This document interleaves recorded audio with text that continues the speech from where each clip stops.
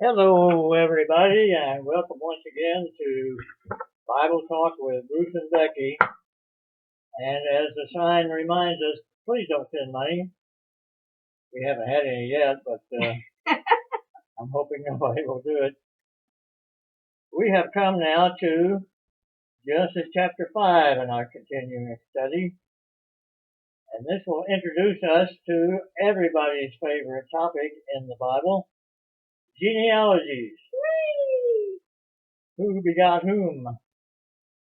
Or is it whom begot whom? I don't know. Who's on first? When I was a kid in Sunday school, I always wondered about genealogies and why we needed to know who was the father of whomever. Let me mention that genealogies in Genesis have sometimes been misused, misinterpreted, and misapplied for purposes other than they were intended for. We tend to think in our culture that a genealogy is going to tell us how long it was from person A to person Z. But that's not why genealogies are in the Bible.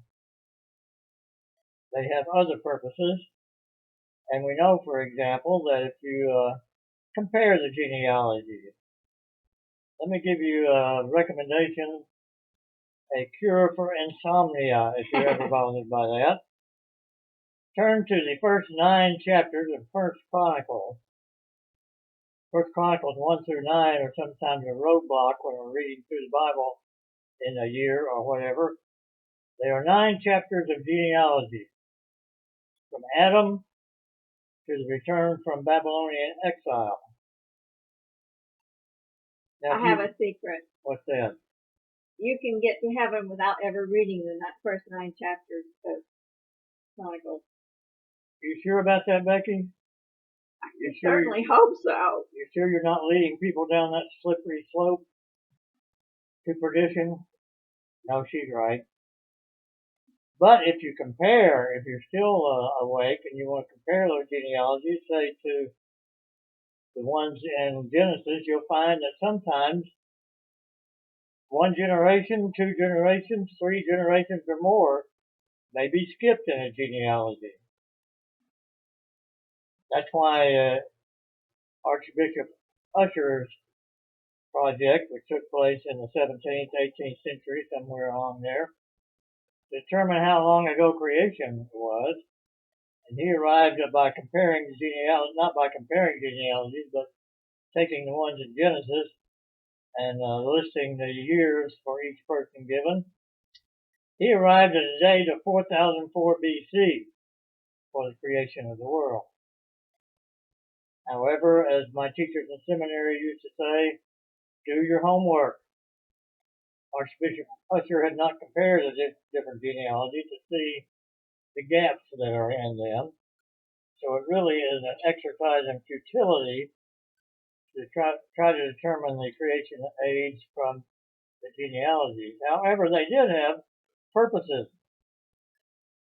For example, the one in chapter 5 of Genesis is a common 10 generation genealogy. And in the 10 generation genealogies, the emphasis is on number 7 in the group. And we find in chapter 5 that number 7 brings us to Enoch, referred to in the New Testament as Enoch, 7th from Adam. And what do we learn about Enoch? Becky, would you read Genesis 5:21 through 24? Enoch lived 65 years and begot Methuselah. After he begot Methuselah, Enoch walked with God 300 years and had sons and daughters. So all the days of Enoch were 365 years. How far? 24. And Enoch walked with God, and he was not, for God took him. Enoch walked with God, a common term in the Bible for having a close relationship with God. He was on good terms with God, apparently more than any other in these early generations. And so the Bible says he was not. That is, he didn't die. God took him.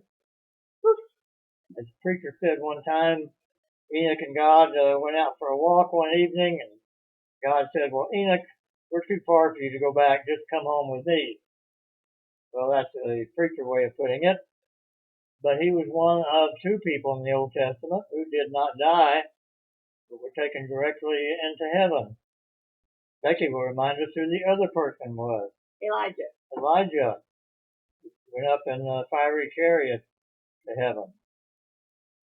Well, that's one emphasis in this genealogy. Another is the common refrain after the years are given for each person. For example, this is the book of generations of Adam, it says in verse 1. When God created man, he made him in the likeness of God. Male and female he created them. And he blessed them and named them Adam, or man, when they were created. When Adam had lived 130 years, he fathered a son in his own likeness, after his image, and named him Seth. The days of Adam after he fathered Seth were 800 years, and he had other sons and daughters. Thus all the days that Adam lived were 930 years, and he died. That refrain, and he died, occurs all the way through this chapter for each person, no matter how long they lived. We were always asked at some point in Sunday school, who was the person who lived the longest in the Bible? Methuselah. Methuselah. How long did he live, Becky? 969 years. That's right, 969 years. But even though he lived such a long life, he died. And he died. But and he died. But did they pay taxes? Taxes are not mentioned at this point. So Probably not. A good thing. That would be a good thing. But moving right along, that refrain reminds us of the sentence of death that Adam and Eve received when they were expelled from the garden. So although these people lived a long time, over 900 years in most cases, they died. Before we look at those long ages of life at this chapter, let me mention another specialized genealogy in the Bible, give an illustration of what I mean by they had special purposes. The Gospel of Matthew in the New Testament begins with a genealogy of Jesus Christ. Matthew divides it into three sections, and he sums it up in chapter 1, verse 17 of Matthew by saying, all the generations from Abraham to David were 14 generations, and from David to the deportation to Babylon, 14 generations, and from the deportation to Babylon to the Christ, 14 generations. We would look at that and say, well, isn't it interesting that these three sections are each 14 generations in length? But if you do your homework and compare with 1 Chronicles 19, you can see that is not literally the case. Matthew has constructed a genealogy to come up with 14 generations for each of those three divisions. And the people in his day would have understood what he was doing. They would have known that in Hebrew, which is where he gets these genealogies, each letter of the alphabet has a numerical value. So that numerical values can be given for a name, for example. And we find that the numerical value for the name David in Hebrew, Dawood, is 14. So three times you have the numerical value for David. David, David, David. What point do you think Matthew is making? Well, that he promised Abraham that somebody would always be on the throne. And no, he promised David, one of your descendants will always be on the throne. Gotcha. Jesus is son of David. And so the genealogy that Matthew presents emphasizes that point. Being a 21st century Westerners, we might say, well, he's not telling the truth. There really weren't 14 generations. Well, we're not thinking like they would have thought in Bible time. One of my old seminary professors used to say, boys, when you read the Bible, take off your first century glasses, or excuse me, take off your 20th century glasses and put on your first century glasses. In other words, enter into their culture and see what they intended. Well, I've gone on probably too long. Makes a point that the genealogy in the Bible will not allow us to calculate when the world was created, for example. That's not their intention, and that certainly was not the intention in Genesis 5. It's to bring us not only to see Enoch and his relationship with God, but the last person in this genealogy, beginning in verse 28. Becky, would you read 28 through 31 of Genesis 5? Lamech lived 182 years and had a son, and he called his name Noah, saying, "This one will comfort us concerning our work and the toil of our hands, because of the ground which the Lord has cursed." After he begot Noah, Lamech lived 595 years, and had sons and daughters. So all the days of Lamech were 777 years, and he died. Okay, this is to bring us to the important character named Noah. Lamech prophesies that Noah will bring relief or comfort from the toil that they've been having. Noah's name sounds like the Hebrew word for comfort or relief. Remember that I mentioned that a lot of these names are puns in a sense. They are word plays on a common Hebrew word that sounds like the name. Lamech is hoping that his son Noah will provide some relief from their hard toil. Well, that happens, but not in the way that Lamech had hoped for. We come to Noah then. And before Noah, the antediluvian, impressive sounding word that means before the flood, the antediluvians lived a long time, up to 969 years, which seems a little hard to believe for us modern, quote, quote, scientific thinking people. Genesis does not seem to think it necessary to explain why they had such long lives before the flood. But lest we think that this could be an exaggeration, we find archaeologists have discovered in other ancient cultures other lists of people before the flood. Did you realize it's not just the Hebrews who believed in a universal flood, but also the Mesopotamians, the Greeks, and other civilizations? And in one of those civilizations, in Sumer in Mesopotamia, was the first known historic civilization that we have encountered. They had a list of kings, 10 kings before the flood, 10 kings after the flood. The ones before the flood, the years of their reign are given, and they reigned from a minimum of 16,000 years to a maximum of 43,000 years. Now, if you think 969 years is hard to believe, how about a 43,000 year reign of a king? So all the kings together before the flood reigned for 240,000 years, according to that king list. Well, they show us that people had a memory, a cultural memory passed down through the generations, that people before the flood lived a long time. Let's think about that for just a minute or two. What might explain those long lives of people before the flood? Becky, do you have any ideas? Are you talking about the ones in the Bible or the ones in the Bible? Yeah. Their genetics weren't all fouled up, for one thing. Some people have speculated that there wasn't the amount of sunshine getting into the planet as there was later. Yeah, people have thought maybe there was a vapor canopy around the earth and that it was contributed to the flood as the waters from above the earth and the waters under the earth were involved. And we do know that certain rays from sunshine can have damaging effects on our skin and bodies. Think about the fact that Adam and Eve had access to the tree of life before they left the garden.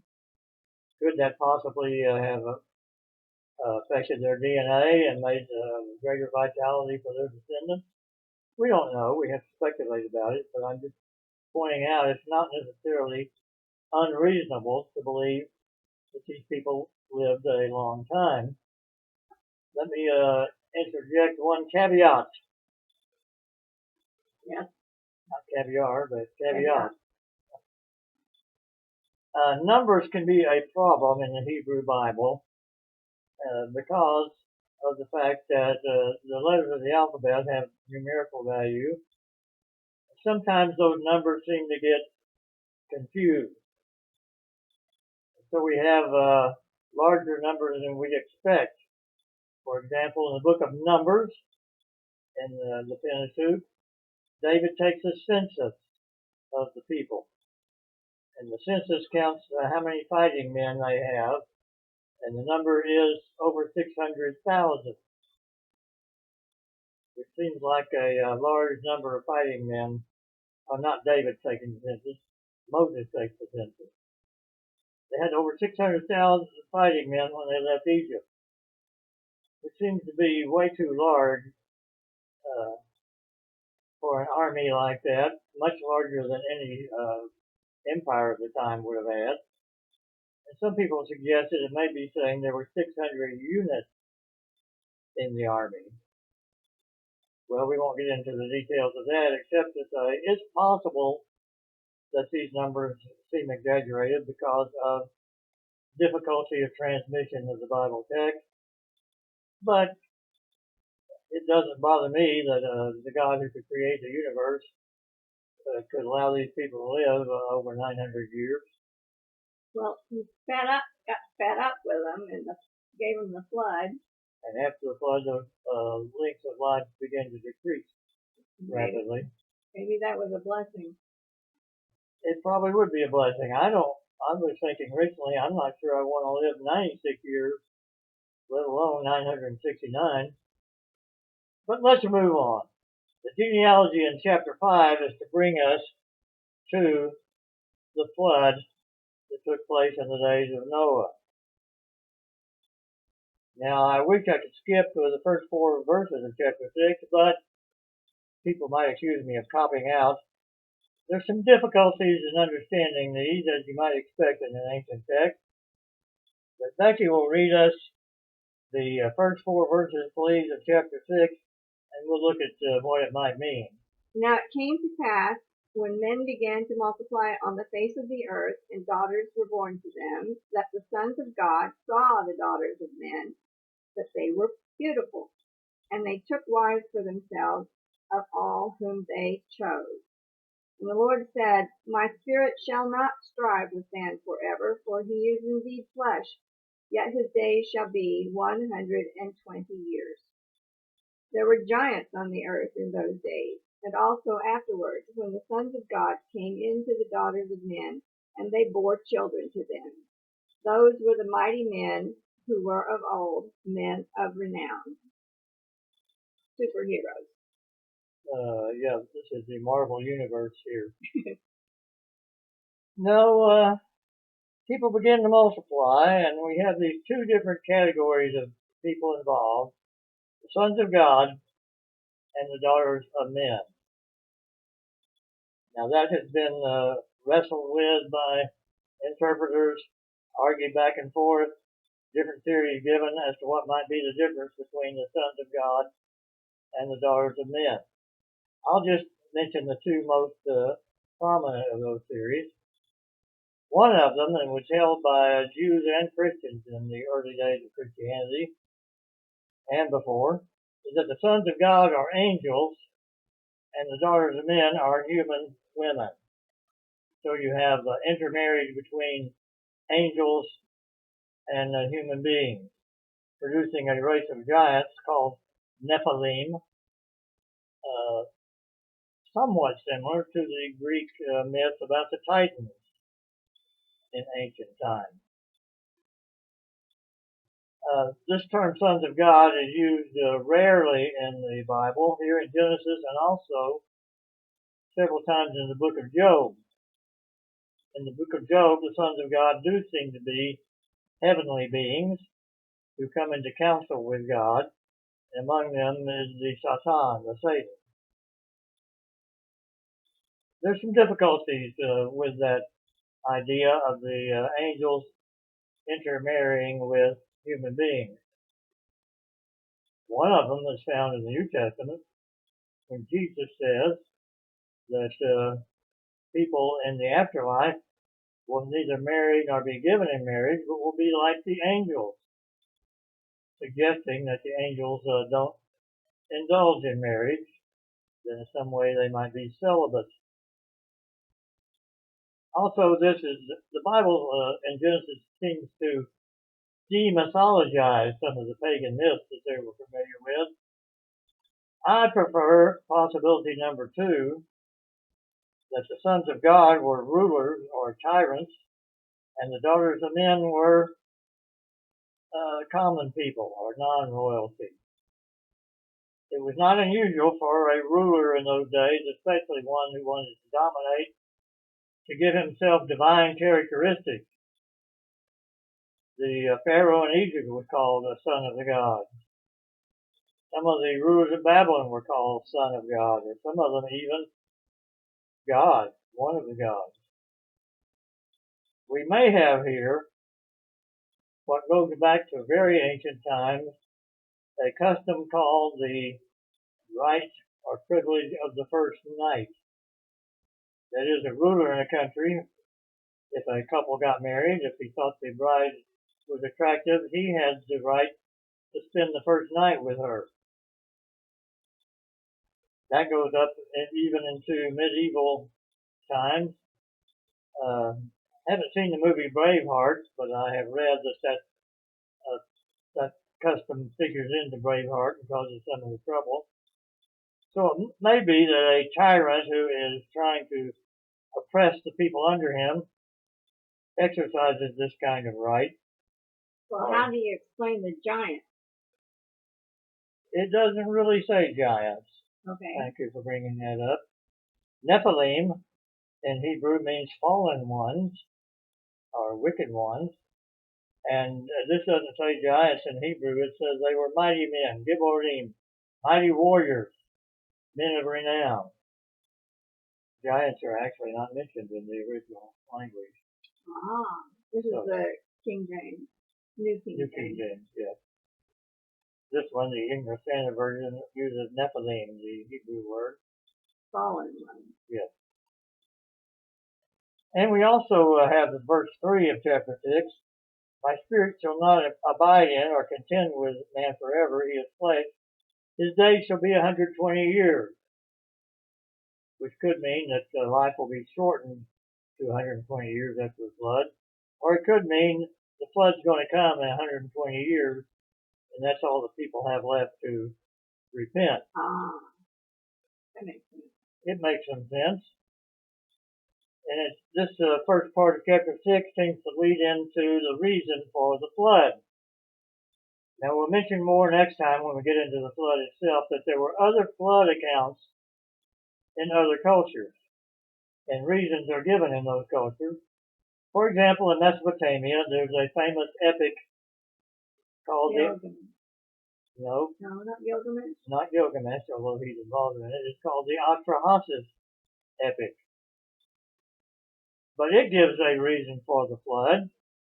It seems, according to this epic, that the higher gods created lesser gods to do the hard work. In their way of understanding the deities, they had to be fed. In order to be fed, there had to be agriculture. So the hard work of irrigation and planting and harvesting and so on became tedious to the high gods. So they created lesser gods to do the hard work of farming. Where are we going with this? The lesser gods soon got tired of it and created human beings to do the hard work of agriculture. But the human beings spread rapidly and became too noisy. Maybe because they were fighting, arguing, whatever reason, they were too noisy, and the high gods couldn't sleep at night. So they ordered the human beings to be wiped out by a flood so that they could regain their good, peaceful sleep. You see some difference between that and what Genesis says about the flood? Well, we'll conclude today by reading Genesis 6, verse 5 through 8. The Lord saw that the wickedness of man was great in the earth, and that every intention of the thoughts of his heart was only evil continually. I don't think you can find a better description of fallen humanity at that time. Sin had spread from the first sin of Adam and Eve, eating a forbidden fruit, to now every intention of the thoughts of human beings' heart was only evil all the time. And the Lord was sorry that he had made man on the earth. It grieved him to his heart. The Lord said, I will blot out man whom I have created from the face of the land, man and animals and creeping things and birds of the heavens, for I'm sorry that I made them. But Noah found favor or grace in the eyes of the Lord. Next time we'll begin by explaining how God could be sorry for what he'd done and be grieved in his heart. Some translations even say that he repented of making human beings. Did God not know what was going to happen? Did he change his mind? Is he arbitrary like the pagan gods and willing to wipe out whole cities or even all of humanity because of something that's happened that he didn't foresee? What does it mean that God was grieved in his heart and was sorry that he had made man? Well, we'll have to tune in next time to get the answers to these important questions. And we leave it at that for now. We're glad that you're with us. Remember, don't send money. May God bless you, and bye-bye.